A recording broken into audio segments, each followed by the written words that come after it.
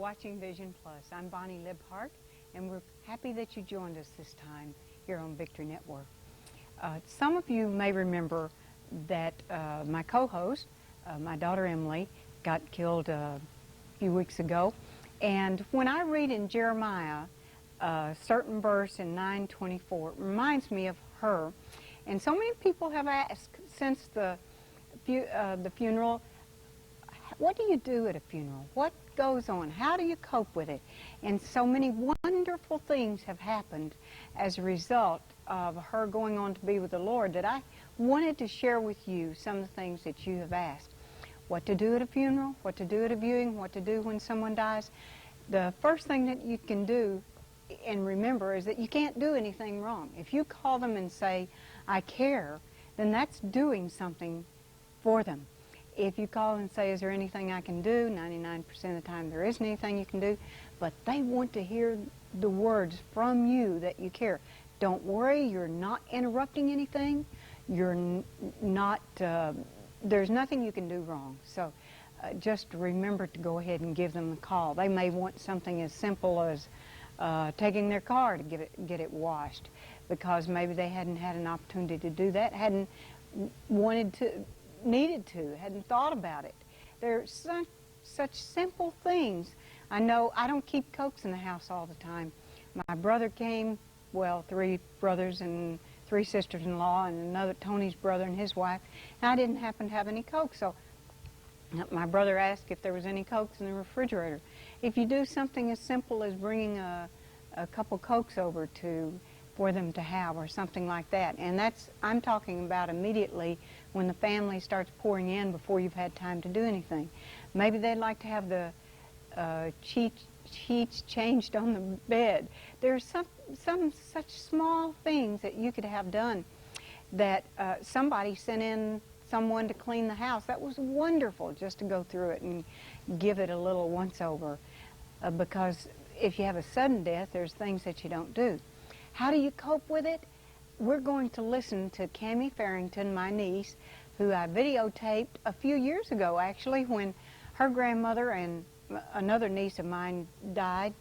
And she's going to talk about some of those things, and I just wanted to share those with you. One of the things that I always thought of when Emily was around, she was never the one that seemed to want to get glory for everything that she did, and one of the things that probably is one of my faults, I always wanted somebody to say, oh, you did a good job, oh, and I wanted to take all the accolades. But she didn't seem to be that person. She was just, had a lot of reticent kind of attitude and was in the background. So when I read Jeremiah 9:24, it reminds me of her. And I'm reading the Bible through, and I came across this, and I like to memorize something as I'm doing my walks early in the morning. So yesterday morning, this was what I memorized. But let him that glorieth glory in this, that he understand and knoweth me, that I am the Lord, who exercises loving kindness, justice, and righteousness in the earth. For in these things I delight, saith the Lord. Isn't that exciting? Isn't that neat? I just love it, for us to know that what our Father, what our Heavenly Father, what our Lord Jesus Christ glorieth in is that He exercises loving kindness, and that He takes delight in doing loving kindness for us, and righteousness and justice. Boy, I hope He doesn't have too much justice that I should have. If he doesn't give me a whole lot of mercy, I'm in a lot of trouble, because if I get justice of what all the things I've done that I shouldn't have done, or have omitted things I should have done, I think that so many people, so many of you are so kind to think of things to do when somebody needs help. I know that here at Victory Network, with all of your help, put together over $1,000 to help toward Emily's funeral. She didn't have any kind of insurance, and so that's $7,000 we didn't anticipate. And I really appreciated that. It just seemed like that so many of you are so thoughtful. I know that Vicki and Chuck just thought of so many things to do, and one of the things they did was just come and sit with us for a day, and we're there to answer the phone. There's so many things that people think of to do, and I thought perhaps you could learn that there are so many positive aspects about one passing through this part of their lifetime. And I just wanted to share this with you. Camie Farrington, my niece, who is a gerontologist and studied under some people, maybe I wouldn't be the one to study under those, but a gerontologist is the one that deals with elderly people as they go through the transition time from this life to the next. And I don't really know exactly how Camie stands, but I do know that she loves the Lord Jesus Christ, and she maybe doesn't know him the way you and I always do, but I wanted to share this with you. So if we could go to the tape that was made at Sweet Incorporated, Sweet meaning spiritual wealth everyone's entitled to, then this is Camie and me at another studio when we talk about death and dying and the positive aspects of that. Aides and nurses begin, everyone knows the last days. Everyone feels it. Everyone senses it.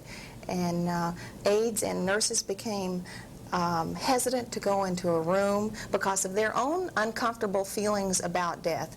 And so at the time when a person most needed it, they became most shut out from that experience. They didn't get to, they became most alone at a time when they needed to be most with people. So I thought if I could help staff people in nursing homes see that they needed to participate with that person at that time and let them talk about how they felt about it and let them share their fears and their sadness and all the emotions that you have at that time, that person would be really receiving the gift that they deserve in that environment. I think every human being deserves to make that most glorious transition in the most dignified manner that is possible. And so that was began my interest in the whole area of death and dying. How did that affect your being with your grandmother for these last 3 days in the It's very hospital? interesting. My grandmother probably is the most important person to me in my life. I can't, besides my mother and father, she just was a very significant part of my life. And she's 87 years old, and so she certainly had a long, good life, and she's had a, you know, you can't, the fact that she's dying is appropriate within the scheme of longevity. What has been wonderful is to be able to help her make that transition with the courage and the dignity she has. She has selected all of her pallbearers. This is not depressing stuff. This is wonderful stuff. She is participating in cleaning up her life and helping the people around her accept the fact that this is her last days. So she's accepted her pallbearers. She wanted to write some letters to say some goodbyes, nothing depressing. A matter of fact, taking care of business, people that she wanted to relate to. She's been given an opportunity to do that. Probably my most thing that I feel the best about in all of this is that I wanted her to be able to tell people she loves how much she loves them and the things about them that she loves. I think so many times people die, and people who are left behind are left with grief, but also maybe not knowing if they were special in that person's life, if they were meaningful, especially mothers and daughters. I think that's a real time that it becomes most difficult. And she really talked to me about the things that she thought made my mother special, her other daughter special, and I really encouraged her to tell those people those things. And I know that gift will be so cherished by my mother and by my aunt, to just realize that, you know, they finally hear. Maybe what they've been trying to deal with all their life is feelings that they weren't acceptable in some way.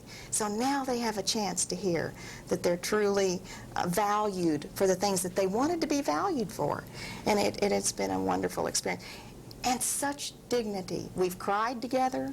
you know, we're going to miss each other. We got to talk about how we felt about that.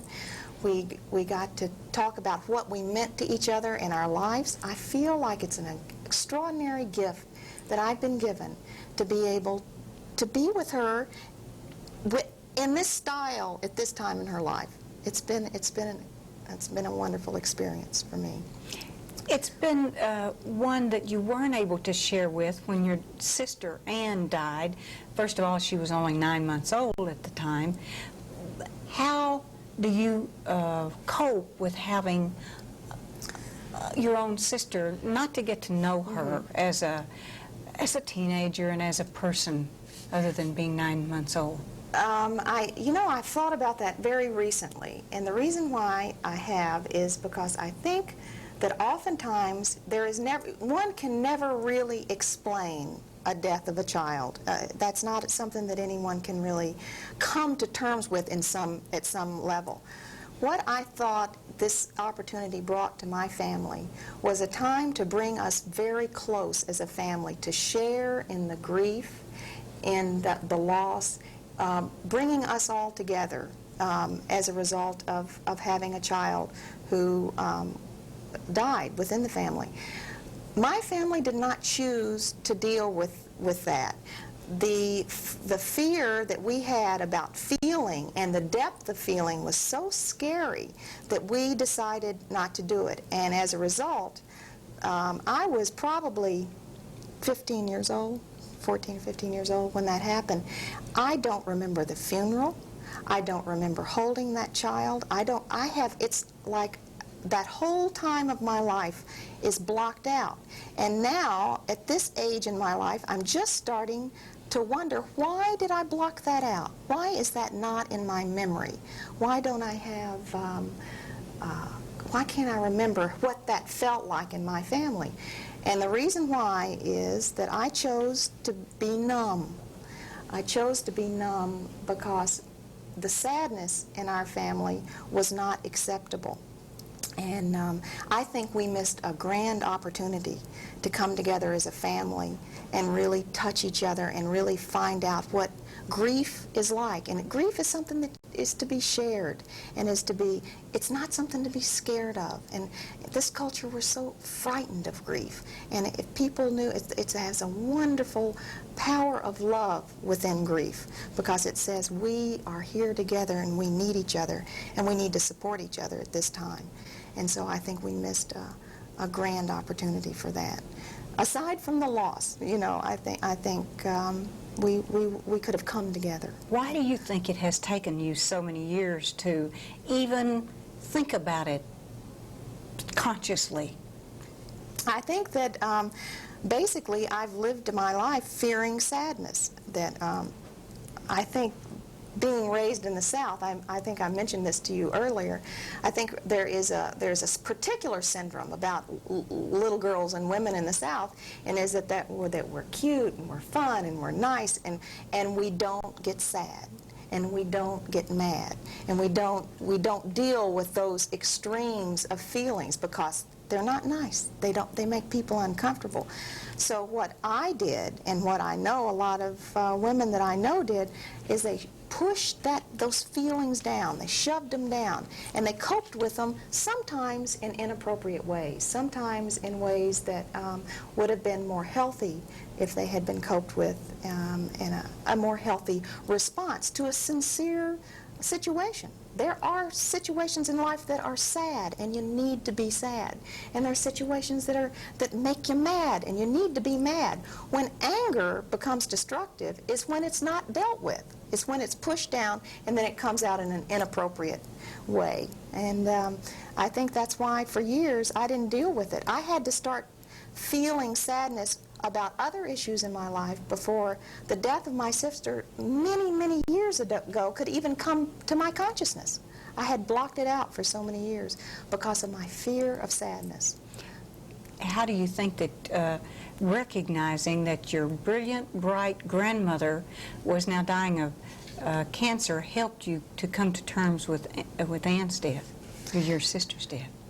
just seeing what it's done for my relationship with my grandmother, that I am able to talk with her and to, this is not a secret. She knows she's dying. I know she's dying. We don't have to play games with each other. We don't have to act like it's not happening.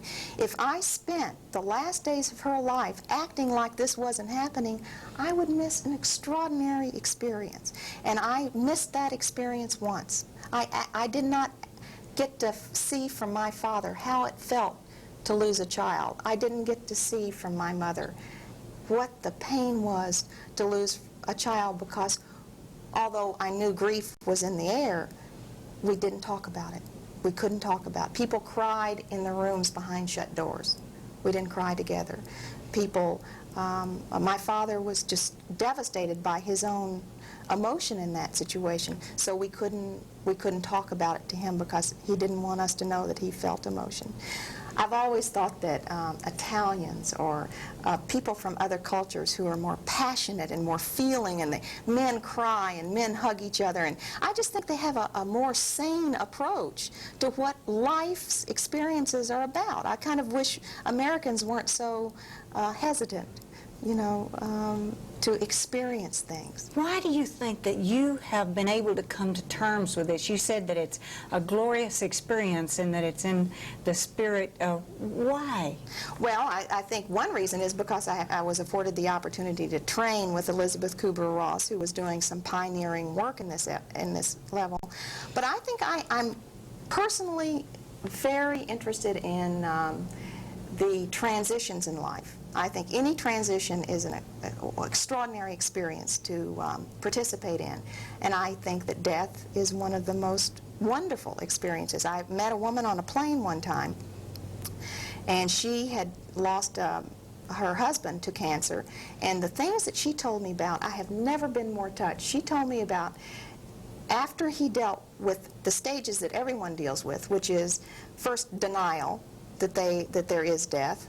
Then there's anger.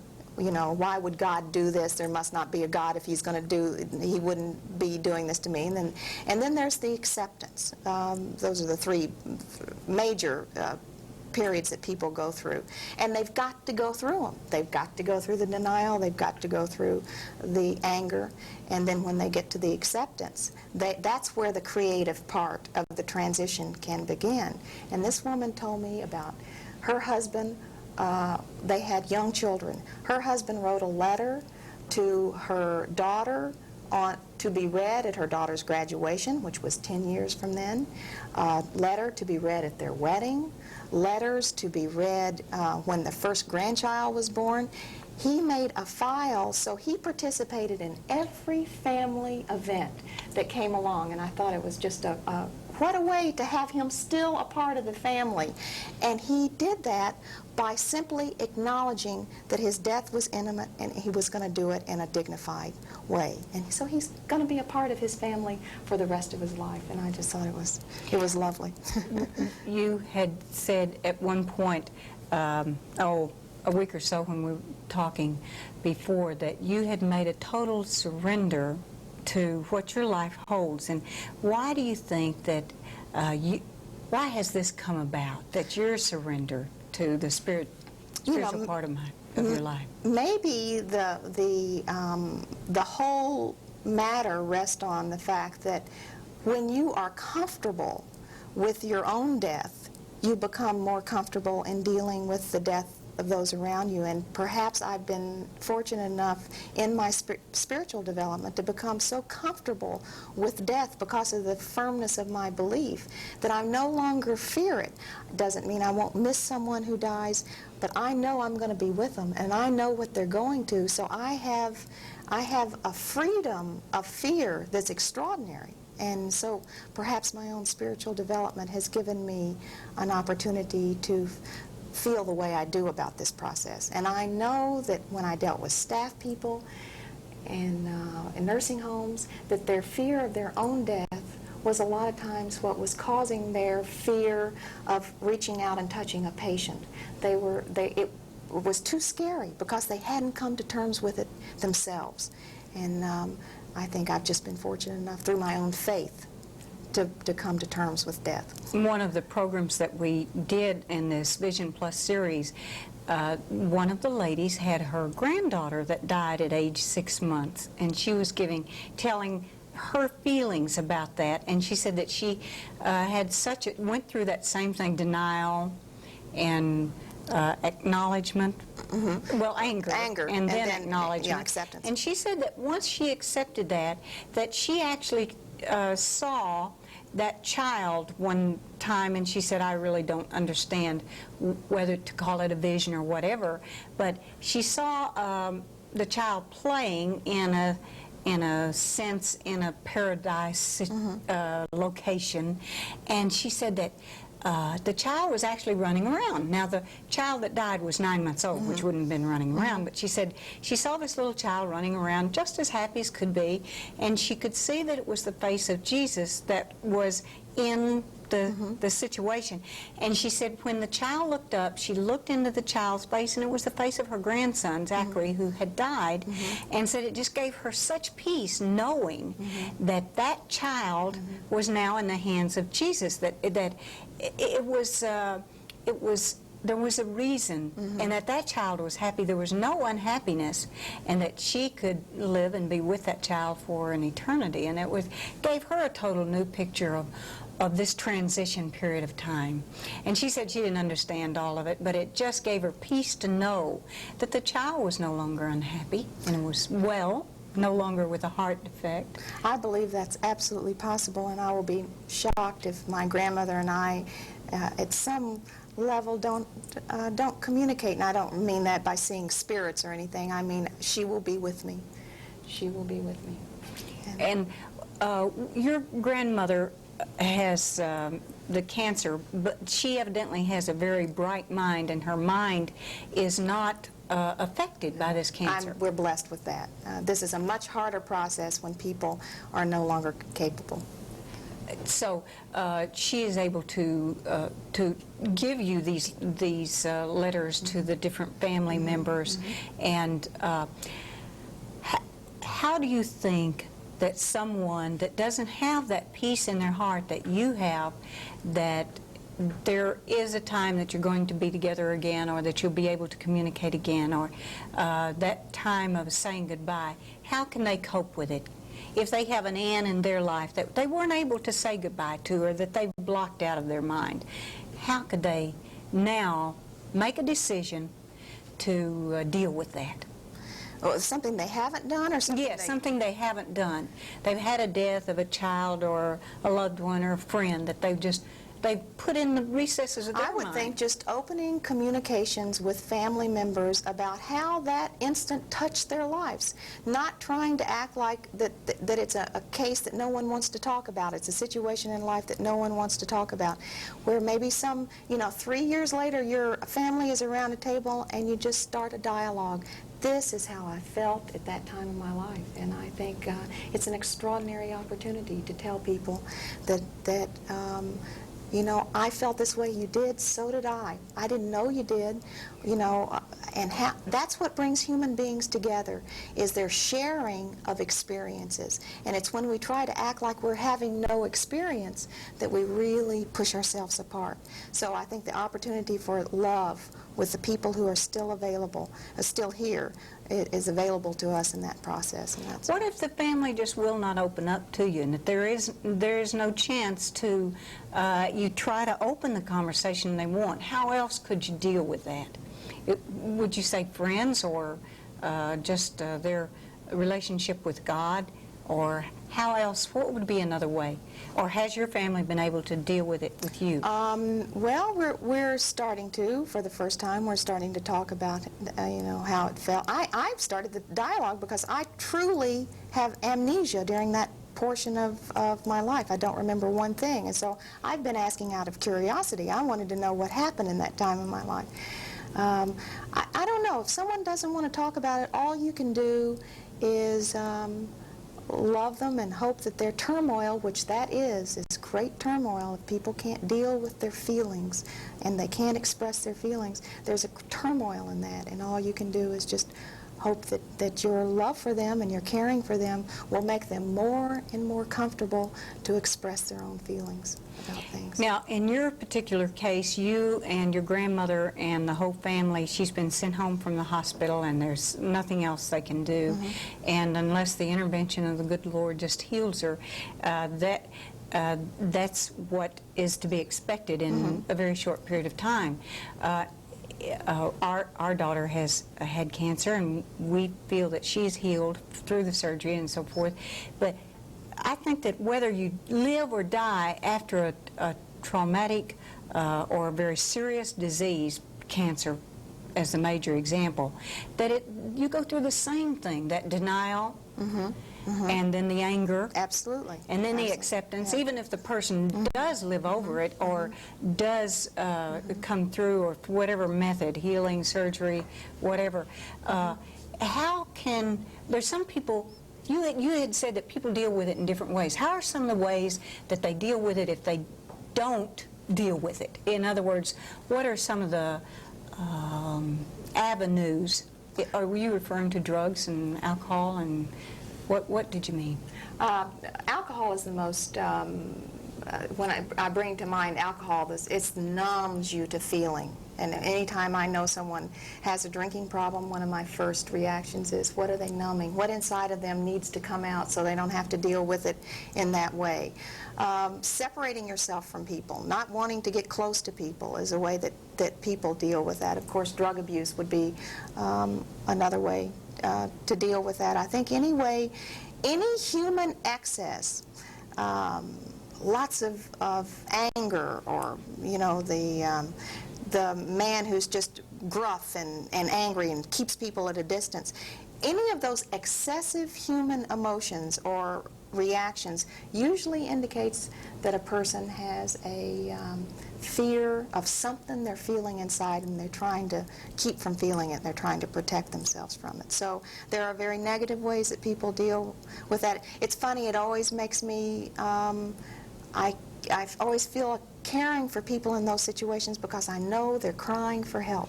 I know they're really trying to ask for help. Well, to summarize what we've said about death and dying, that there is a positive way to deal with that. Why don't you just summarize some of the ways that you and your grandmother, and you and your family, both with your grandmother dying and also your sister who's already died, how you've dealt with this and how someone else can do this, to summarize what you said. Mainly, I would just say that you need to first acknowledge and deal with the fact that the person is dying, and they are allowed to have anger, they're allowed to have grief, they're allowed to have denial, and then you sit down together and you work into the acceptance as a family, as a group, and you deal with that person and how they can make that grand transition in the most effective way. The business that they need to clear up, the letters that they want to write, they're not going to be around to see a granddaughter. Write that letter and let that granddaughter know that it's going to be read when she's married, read when she's graduating from high school. The way that that grandmother's or whoever is dying is still participating in the family, and I just think that is a glorious transition, and it allows families to come together. It doesn't mean it's easy. It doesn't mean the grief is not there. It doesn't mean that it doesn't hurt, but you share it and you go through it together, and that's what families are about.